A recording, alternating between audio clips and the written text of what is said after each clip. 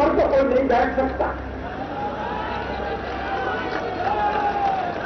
तो जमीन को समतल करना पड़ेगा, बैठने लायक बनाना पड़ेगा।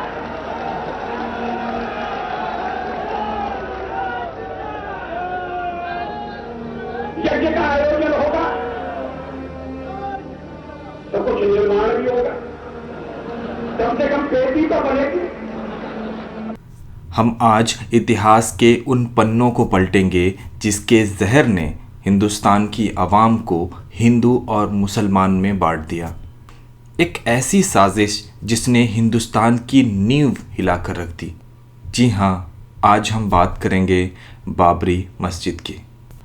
बाबरी मस्जिद को 1528 में मुग़ल बादशाह बाबर के सिपह सालार मीर बकी ख़ान ने बनवाई थी। जगह को लेकर 1853 में पहला दंगा हुआ और 1885 में महंत रघुवर दास ने फैज़ाबाद ज़िला कोर्ट में अपील दर्ज की। जिला जज ने अपने फैसले में कहा कि मस्जिद की तामीर 356 साल पहले हो चुकी है, लिहाजा इस पर फैसला करना मुनासिब नहीं होगा।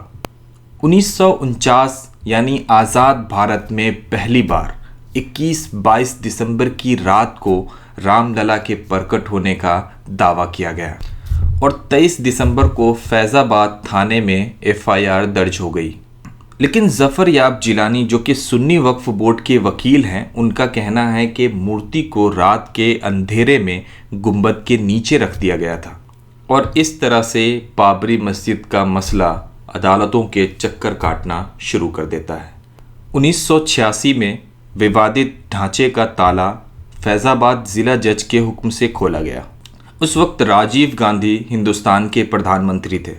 हालांकि फ़ैसला अदालत का था, लेकिन जिस रफ्तार से सरकार ने इस फैसले को लागू किया उस पर कई सवाल उठाए गए। दरअसल 40 मिनट के अंदर ही इस फैसले को लागू कर दिया गया था और हद तो तब हुई जब ताला खोलने की घटना का दूरदर्शन पर प्रसारण भी किया गया था। जबकि ये फैसला राजीव गांधी सरकार ने शाहबानो मसले में सुप्रीम कोर्ट के फैसले को पलटने के बाद लिया था। फरवरी 1989 में मंदिर के शिलान्यास का ऐलान हुआ और ईंटों पर श्री राम लिखा गया, जिसका राम मंदिर बनाने में इस्तेमाल किया जाना था। 17 अक्टूबर 1989 में VHP के नेताओं ने गृह मंत्री बूटा सिंह से मुलाकात की और इस बात का वादा लिया कि शिलान्यास में किसी तरह की देरी और मुश्किल नहीं होने दी जाएगी और ऐसा ही हुआ। गृह मंत्री बूटा सिंह और यूपी के मुख्यमंत्री नारायण दत्त तिवारी की मौजूदगी में विवादित ढांचे के पास शिलान्यास करा दिया गया। मुस्लिम तंजीमों ने इसकी मुखालफत की, लेकिन उसे दरकिनार कर दिया गया और फिर इस घटने की आग ने हिंदुस्तान के हर हिस्से को जलाना शुरू कर दिया। सिर्फ 1989 में 706 दंगे हुए और इन दंगों में 1174 लोगों को मौत के घाट उतार दिया गया। दंगों में सबसे ज़्यादा खून बिहार के भागलपुर में बहाया गया, जहां 2 महीने तक दंगे होते रहे और तकरीबन 1000 लोग मारे गए। मरने वालों में ज़्यादातर लोग मुसलमान थे। दंगा शुरू होने के 2 दिन बाद यानी 26 अक्टूबर 1989 को राजीव गांधी ने भागलपुर का दौरा किया तो उनसे सवाल किया गया कि रामशिला जुलूस पर बैन क्यों नहीं लगाया जा रहा है। तो उन्होंने कहा कि अभी तक रामशिला आयोजनों से कोई भी लॉ एंड ऑर्डर प्रॉब्लम सामने नहीं आई है। 3 नवंबर 1949 को राजीव गांधी फैज़ाबाद पहुंचे और यहां पर उन्होंने अपनी गद्दी बचाने की नाकाम कोशिश की। उन्होंने अपने भाषण में कहा कि आप हमें वोट दीजिए, हम राम राज वापस लाएंगे, मुझे भी हिंदू होने पर गर्व है।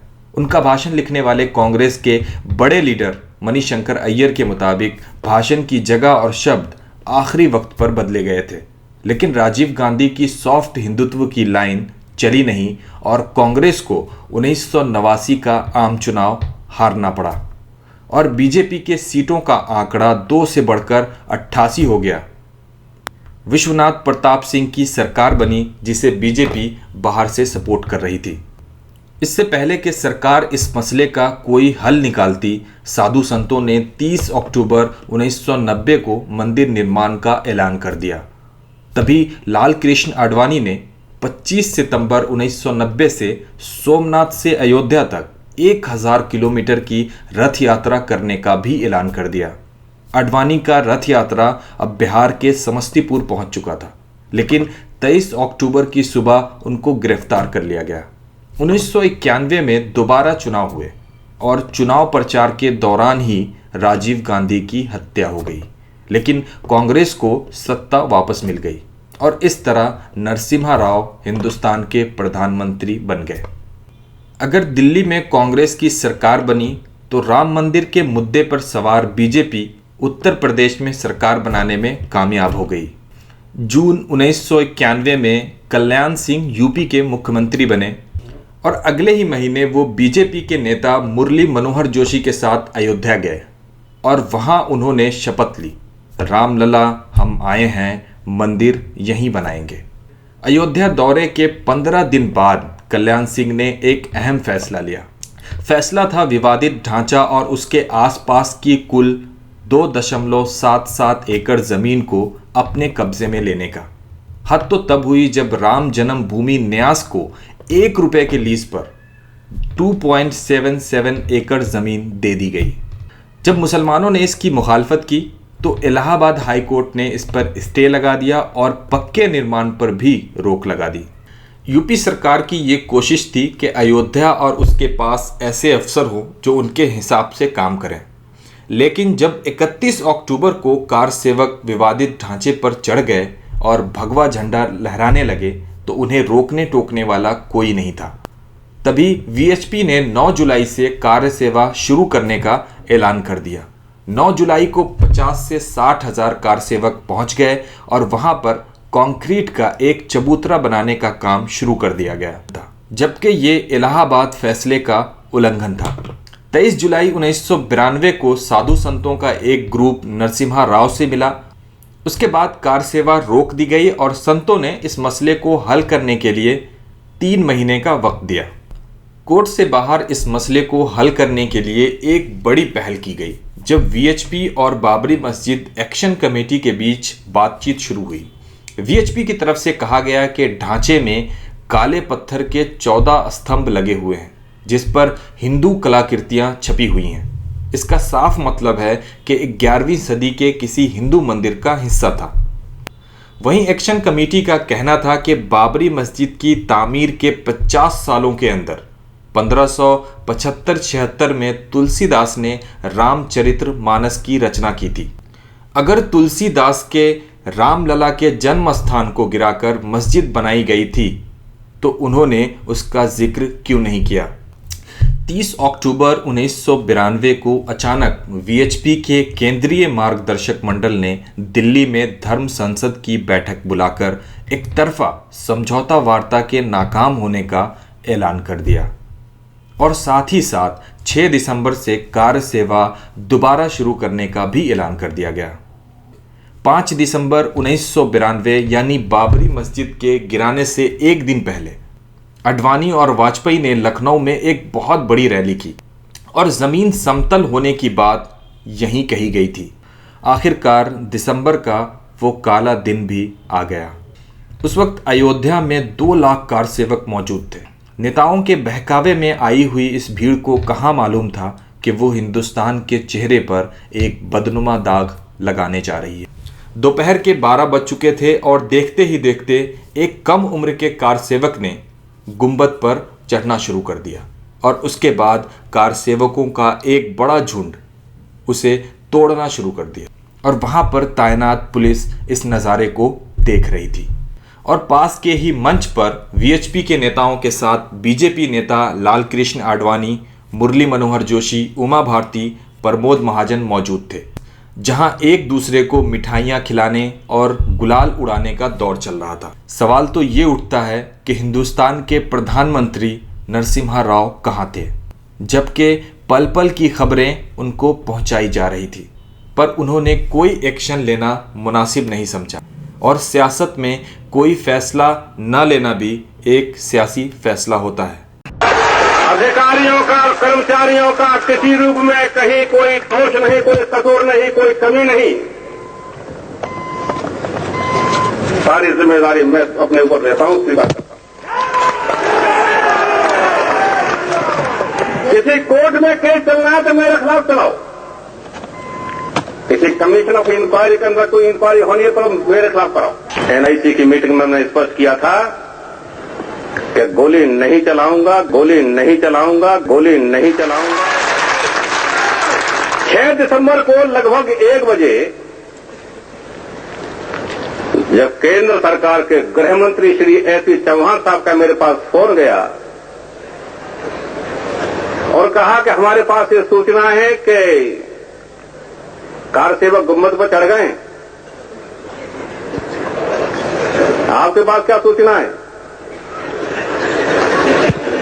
तो मैंने कहा कि मेरे पास थोड़ा सा एक कदम आगे की है कि कार सेवक गुम्बद पर चढ़ गए हैं और कार सेवकों ने गुम्बद को तोड़ना भी शुरू कर दिया। कल्याण सिंह ने ये बात आम कर दी थी और पुलिस को लिखित रूप में ये हुक्म दिया था कि कार सेवकों पर गोली नहीं चलाई जाएगी। दोपहर के 1:25 पर जब इंडो तिब्बतन पुलिस फोर्स के डीजी ने अपने 2 बटालियन आगे बढ़ाने की कलेक्टर से इजाज़त मांगी तो कलेक्टर ने उस इलाके के मजिस्ट्रेट से आदेश लेने को कहा। अगले 3 घंटे तक डीजी मजिस्ट्रेट को ढूंढते रहे, तब तक वो तीसरा गुंबद भी गिरा दिया गया। दिलचस्प बात यह है कि विवादित ढांचा तब गिरा जब यूपी में कल्याण सिंह की सरकार थी और अस्थायी मंदिर तब बनाया गया जब यूपी में राष्ट्रपति शासन लग चुका था, यानी केंद्र की कांग्रेस सरकार की देखरेख में। इसके 2 साल बाद अटल बिहारी वाजपेयी की सरकार बनी, लेकिन राम मंदिर फिर भी नहीं बना। 30 सितंबर 2010 को एक बड़ा फैसला सुनाया गया। इस फैसले में विवादित जमीन को 3 बराबर टुकड़ों में बांटने को कहा गया। ये 3 हिस्से निर्मोह अखाड़ा, रामलला विराजमान और सुन्नी वक्फ बोर्ड के बीच बांटे जाने थे। लेकिन इस फैसले से तीनों ने इत्तेफाक नहीं किया और फिलहाल ये मामला सुप्रीम कोर्ट में चल रहा है। चलिए अब हम 2017 में आ जाते हैं। यूपी का रिजल्ट आते ही हमारी अदालत हरकत में आ गई है और इस मसले को अदालत से बाहर सुलझाने की सलाह दी है। कोर्ट ने इस मुद्दे को संवेदनशील और भावनात्मक बताते हुए कहा है कि नए सिरे से बातचीत शुरू की जाए और अगर दोनों पक्ष चाहें तो अदालत बीच का किरदार निभाने को तैयार है। जिस मसले का हल इतने सालों से नहीं हो पाया है, उसका जवाब 31 मार्च तक अदालत ने मांगा है। जस्टिस खेहर ने कहा है कि इसका हल निकालने के लिए थोड़ा लें थोड़ा दें का रुख अपनाना होगा। मेरी समझ में ये नहीं आता कि अवाम जिस अदालत से इंसाफ की उम्मीद लगाती है, आखिर वो अदालत इंसाफ की बुनियाद पर फैसला करने से क्यों कतरा रही है। वो अदालत जिस पर जमहूरियत की बुनियाद रखी गई है, वो अदालत उन लोगों को सज़ा क्यों नहीं दे पा रही है जिन लोगों ने बाबरी मस्जिद को शहीद किया था। अदालत को ये समझना होगा कि इंसाफ के बिना समझौता मुमकिन नहीं होता और अदालत को ये भी देखना होगा कि भले ही रामलला की मूर्ति रात के अंधेरे में रखी गई हो, लेकिन मस्जिद गिराने का गुनाह दिन के उजाले में सभी के सामने हुआ है। अदालत को इंसाफ करके हिंदुस्तान के चेहरे पर लगे बदनुमा दाग को मिटाना होगा। और आखिर में मैं इतना ही कहूँगा, जो लोग जुर्म करते हैं इतने बुरे नहीं होते, सज़ा न देकर अदालत बिगाड़ देती है। मिलाना चाहा है जब भी इंसान को इंसान से, तो सारे काम सियासत बिगाड़ देती है, तो सारे काम सियासत बिगाड़ देती है।